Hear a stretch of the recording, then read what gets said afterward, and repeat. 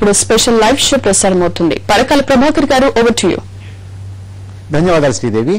తిరుమల తిరుపతి దేవస్థానాల ఆధ్వర్యంలో నడుస్తున్నటువంటి శ్రీ కోదండరామస్వామి ఆలయంలో దేవుడి యొక్క ఆభరణాలు తాకట్టు పెట్టడం, ఆ ప్రధాన అర్చకుడు దానికి బాధ్యత అనేటువంటి వార్త తెలియగానే మొత్తం రాష్ట్రం అంతా కూడా నివ్వెరపోయింది. దీంతో ఒక్కసారిగా రాష్ట్రంలో ఉన్నటువంటి దేవాలయాల భద్రత, దేవాలయాల్లో ఉన్నటువంటి స్వాముల మూల విరాట్టుల యొక్క ఆభరణాలు అవి ఎన్నున్నాయి, ఎక్కడున్నాయి, భద్రంగా ఉన్నాయా లేవా అనేటువంటి అనేక ప్రశ్నలు, అనుమానాలు తలెత్తుతున్నాయి.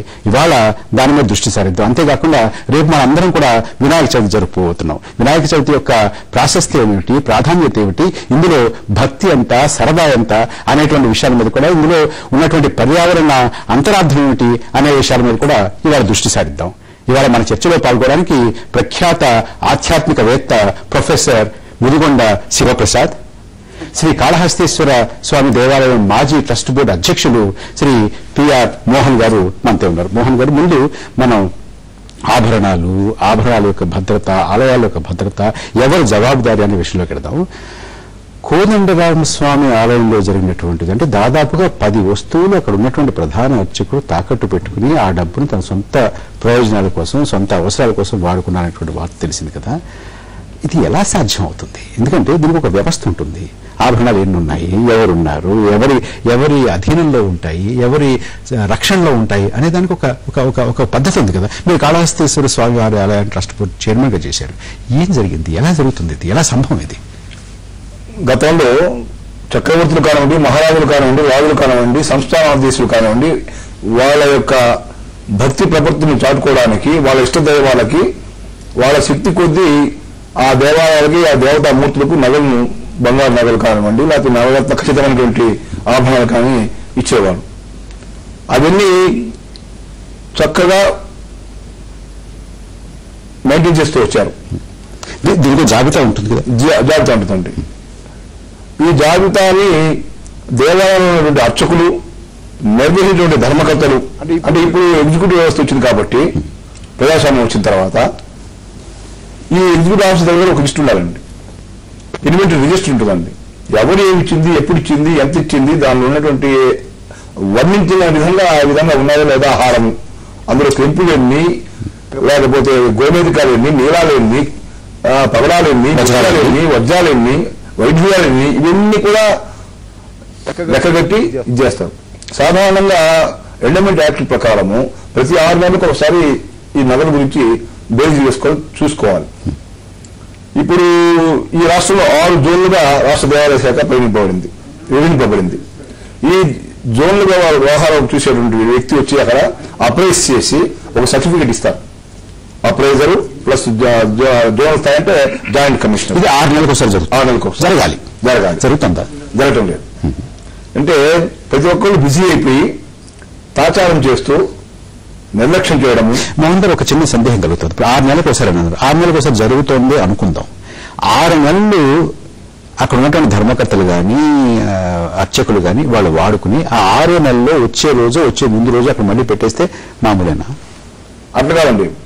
ఉత్సవాలప్పుడు వాటిని బయటికి తీసుకొచ్చి తీసినప్పుడు లెక్కేయాలి, దాన్ని బరువు తూయాలి. అంతకుముందు ఉన్నటువంటి నగలకి ఇప్పుడు ఉన్నటువంటి, ఇప్పుడు టెక్నాలజీ పెరిగిపోయింది కాబట్టి, డిజిటల్ వ్యవస్థ వచ్చింది కాబట్టి ఎప్పటికప్పుడు అంటే ఇలా అర్థం చేసుకోవచ్చా? తీసేటప్పుడు ఎవరో 2-3 బాధ్యులైన వాళ్ళు ఉంటారు, వాళ్ళు రాసుకుంటారు, ఒక జాబితా తయారు చేస్తారు.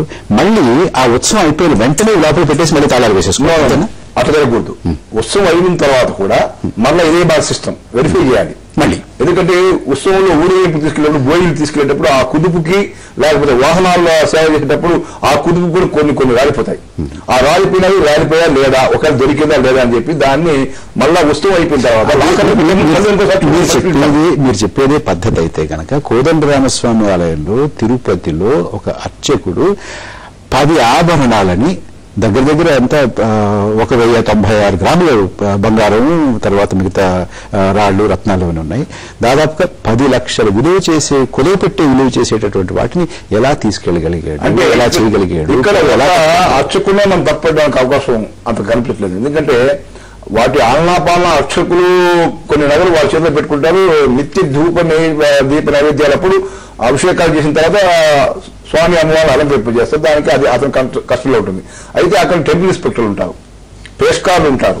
వీళ్ళందరూ ఏం చేస్తున్నట్టు కనుక ఈ రోజు ఆయన దొరికారు కాబట్టి ఇవన్నీ లొసుగులు ఎలక్ట్రానిక్ మీడియా ద్వారా ప్రింట్ మీడియా ద్వారా ఇది ప్రపంచానికని తెలిసిపోయేటప్పటికీ ఇప్పుడు హైరాణ పడుతున్నారు తప్ప ఇది సిస్టమేటిక్ గా చేసేట్టు ఈరోజు జరిగేది కాదండి. అంటే ఇందులో నుంచి మనం ఇలా ఊహించుకోవచ్చా, చాలా ఆలయాల్లో అంటే మనకు తెలిసింది తెలియకుండా చాలా ఆలయాల్లో ఇటువంటివే జరిగేటువంటి అవకాశం ఉందని అనుమానించచ్చా? తప్పకుండా ఉందండి. 6 టెంపుల్స్ ఉన్నాయి. సింహచలం ఎత్తుకోండి, కనకదుర్గ గుడి ఎత్తుకోండి, దొంగతనాలు జరిగాయి, ఆ తర్వాత ఎంత జరిగింది, ఎక్కడ జరిగింది, ఏ విధంగా దొంగతనం జరిగింది, ఎంత పోయిందని కూడా చెప్పి అప్పుడు 6 రోజులు 2-3 రోజులు ఉన్న టెన్షన్ మళ్ళీ తర్వాత కనబడదండి. ఫాలో ఆఫ్ యాక్షన్ లేదు. ఇప్పుడు కంప్యూటర్ వ్యవస్థ పెరిగింది. ఇప్పటికైనా వీళ్ళు కలిసి ప్రభుత్వాలు, దేవాదాయ శాఖ అసలు వీళ్ళు గుడిని చేసి చెప్పమానండి. ఇప్పుడు అక్కడ ఉన్నటువంటి ఆ జోనల్ స్థాయి అధికారి సర్టిఫికేట్ చేసిన సర్టిఫికేట్ నకలు ఒకటి ఆ దేవాలయంలో ఉండాలి, రెండోది ఆ జిల్లా కలెక్టర్ ట్రెజరీలో ఉండాలి, మూడోది రాష్ట్ర దేవాదాయ శాఖ ఉండాలి, లేదా ప్రభుత్వం ఆధీనంలో ఒక లిస్ట్ ఉండాలి. ఎందుకంటే ఇవి ఒక చోట మిస్ అయిపోయి ఇంకో చోట ఉండడానికి ఇప్పుడు డిజిటల్ లైబ్రరీ చేసిన కాబట్టి అన్ని చేసుకోవచ్చండి, చాలా అనువుగా ఉన్నాయి. అయినా కూడా ప్రభుత్వాలు నిమ్మకు నీరు ఎత్తినట్లు ఎప్పుడు పట్టించుకోవట్లేదు.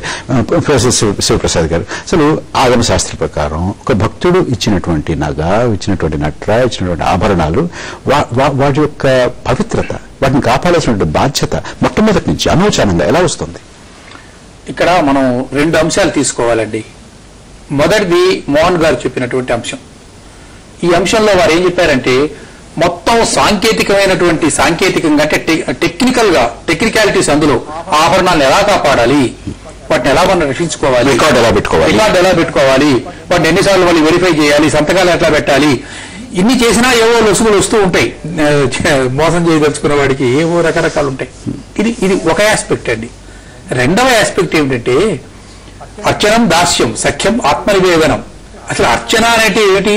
అర్చకుడు అంటే ఎవరు? ఈశ్వరుని ఎడల భక్తిభావం కలిగినటువంటి వాడు అర్చకుడు. అక్కడ ఆత్మ కైంకర్యం కోసం వచ్చాడే గాని అతను మిగతా ఇంకేదో గవర్నమెంట్ ఆఫీస్ లో ఉన్నటువంటి ఎంప్లాయీగా వచ్చిన వాడు కాదు. నాకు జీతం చాలలేదు కాబట్టి స్వామివారి సొమ్ములు నేను తాకట్టు పెట్టుకును, లేక కైంకర్యం అంటే కొంచెం తీసుకునే బంగారం వాడుకుంటాను అన్నటువంటిది ఉద్దేశం కాదు. ఆ మాటకు వస్తే తిరుపతిలో ఉన్నటువంటి వాళ్ళు ఇంకా వెల్ పెయిడ్ అండి, కంపేరింగ్ విత్ అదర్ టెంపుల్స్. ఇంకా అసలు వాళ్ళ కొందరి కాళ్ళకు వేసుకునే చెప్పులు కానీ వేసుకునే బట్టలు కానీ ఉండవు. చినిగిపోయినటువంటి జీర్ణ వస్త్రాలు ధరించి చాలా దేవాలయాలు చేసుకుంటున్నటువంటి అర్చకుల పరిస్థితులు మనం గమనించాలి. అలాంటి వాళ్ళు ఉన్నప్పుడు తిరుపతిలో వాళ్ళు మిరాసీదార్ సిస్టమ్ దగ్గర నుంచి తీసుకున్నప్పుడు వాళ్ళు చాలా సుఖజీవనం ఇవాళకి సాగిస్తూ ఉన్నారు.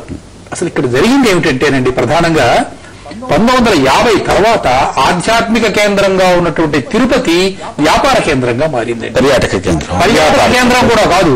పర్యాటక కేంద్రం అంటే అది టూరిస్ట్ సెంటర్ అంటారు. పిల్గ్రిమేజ్ తర్వాత టూరిజం ఇప్పుడు కమర్షియల్ మాల్ కిందకు మారింది. కళ్యాణం టికెట్లు అమ్ముకోవటం ఇంతకంటే దారుణం ఇంకేమన్నా ఉంటుందండి? బ్లాక్ మార్కెట్ లో సినిమా టికెట్లు అమ్ముకున్నట్టు. అంటే సాధారణంగా అంటే ఇది తరతరాలుగా ఉన్నటువంటి అర్చక వ్యవస్థ, 4వ తరం 3వ తరం అంటున్నారు. పాపభీతి ఉండదా? పాపభీతి లేకపోవడం వల్లనే జరిగినటువంటి ప్రమాదం అండి ఇది. ఎవరికైతే ఈశ్వరుని యందు త్యాగభావన ఉండి నేను ఇక్కడ ఆయనకి ట్రస్టీగా ఉన్నాను, నేను ఆయనకు పూజారిగా ఉన్నాను అన్నటువంటి దృష్టి ఎప్పుడైతే అతను లోపిస్తుందో, అంటే ఇక్కడ రెండు అనుకోవచ్చు. ఒకటి అర్చకుల్లో పాపభీతి లేకపోవడం, లేకపోతే వారికి ఉన్నటువంటి ఇబ్బందులు మరొకటి ఒక బలమైన కారణం ఉండవచ్చు. అది కూడా ఒక నేరం కింద మనం అందరం పరిగణించాలి. రెండవది వ్యవస్థ యొక్క వైఫల్యం. వ్యవస్థ యొక్క వైఫల్యం కాదండి, అక్కడ అసలు ఉన్నది అవస్థే. అసలు వ్యవస్థ లేదు. అంటే టోటల్ కొలాప్స్ అంటారు, కంప్లీట్ గా పుచ్చిపోవడం అంటారు. చూడండి, ఇది చాలా కాలం నుంచి జరుగుతున్నది. ఎప్పుడో ఏమైనా చేయగానే మళ్ళీ వెంటనే గబుక్కున్న దానికి ఏదో పైపూత పూసి దాన్ని 2-3 రోజుల్లో మసిపూసి మారేడుకాయ చేయటం, మళ్ళీ వ్యవస్థ. ఇప్పుడు డాలర్ల గురించి కొంత గొడవ వచ్చేసింది, దాని గురించి కూడా వెళదాము. కొంచెం లోతుగా వెళ్ళాలి. ఒక చిన్న విరామం తీసుకున్న విరామం తర్వాత అసలు ఆభరణాల యొక్క భద్రత యొక్క వ్యవస్థ ఎలా ఉంది, అందులో ఉన్నటువంటి బలహీనతలు ఏమిటి, లోటుపాట్లు ఏమిటి అనే విషయం మీద కూడా మనం దృష్టి సారిద్దాం.